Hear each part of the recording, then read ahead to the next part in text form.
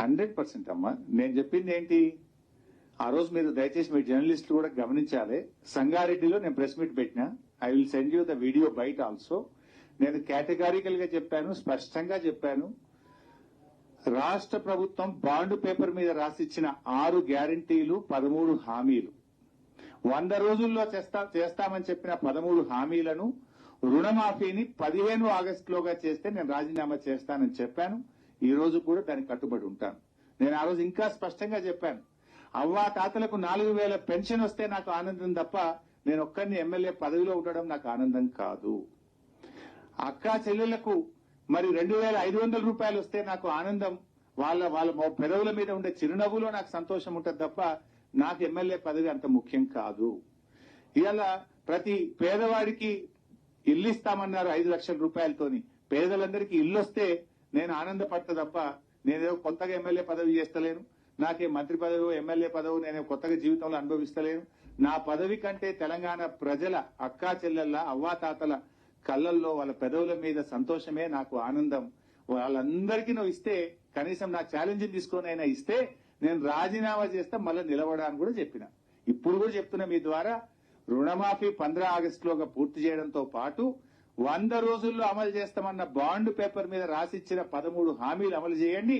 I'm ready for my resignation. అన్న వాళ్ళు చెప్పిండ్రే, నువ్వు చెప్పరా? అదే 4000 పింఛన్ వచ్చినా? అదే 4000 పింఛన్ కాదు రగన్న. మే నెల 2000 పెన్షన్ ఇచ్చే 2000 మే రాలే, జూన్ 2000 రాలే. 2 నెలల నుంచి అవ్వాతాతలకు పింఛన్ రాక పరిశాన్ అవుతున్నారు. ఇచ్చే ఏమన్నా చూడండి, ఉన్న కొననాలుగకు మంది వేస్తే ఉన్న నాలుక పోయిందట. 4000 వస్తుందని పాపం అవ్వాతాతలు ఆనందపడ్డరు, ఎదురు చూసిండ్రు. కానీ దురదృష్టం ఏంటంటే ఇప్పటికీ మే నెల, జూన్ నెల 2000 పెన్షన్ అవ్వాతాతలకు ఇవ్వలేరు. ఇచ్చే 2000 కూడా చక్కగా ఇస్తలేరు వీళ్ళు. అడుగుతున్న రగన్న, 5 అమలు చేసింది అన్నారు కదా. నేను దయచేసి జర్నలిస్ట్ మిత్రులకు, జర్నలిస్టుల ద్వారా ప్రజలకు కూడా చెప్పదలుచుకున్నా. వాళ్ళు ఇచ్చిన మొదటి హామీ ఏందే?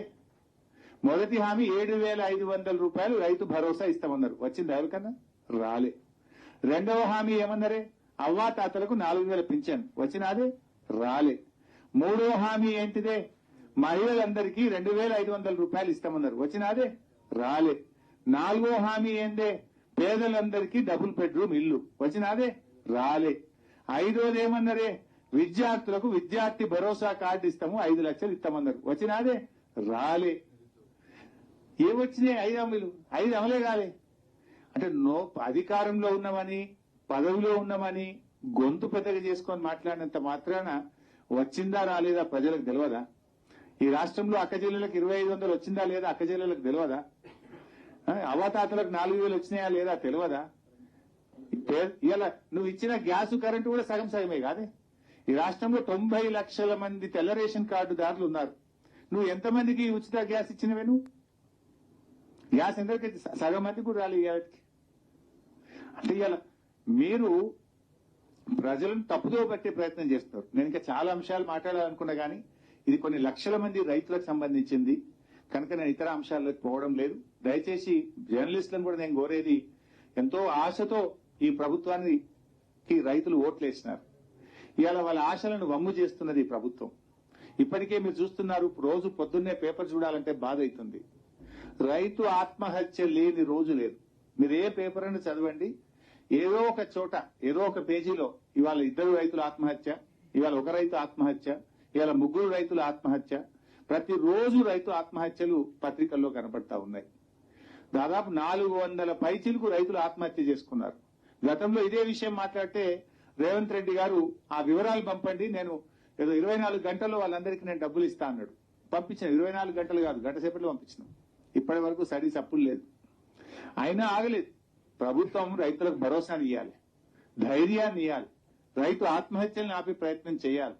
ఇటువంటి సమయంలో ఒకవైపు రైతులు ఆత్మహత్య చేసుకుంటున్నారు, కరువు కాటకాలు ఉన్నాయి, వర్షాలు సరిగా పట్టలేవు, రైతులు ఇబ్బందుల్లో ఉన్నారు.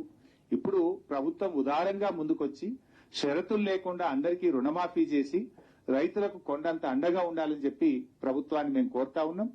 ఒకవేళ ప్రభుత్వం ఈ షరతులను విరమించుకోకపోతే, ప్రభుత్వం రైతులందరికీ రుణమాఫీ చేయకపోతే రైతుల పక్షాన బీఆర్ఎస్ పార్టీ పెద్ద ఎత్తున పోరాటానికి దిగుతుంది.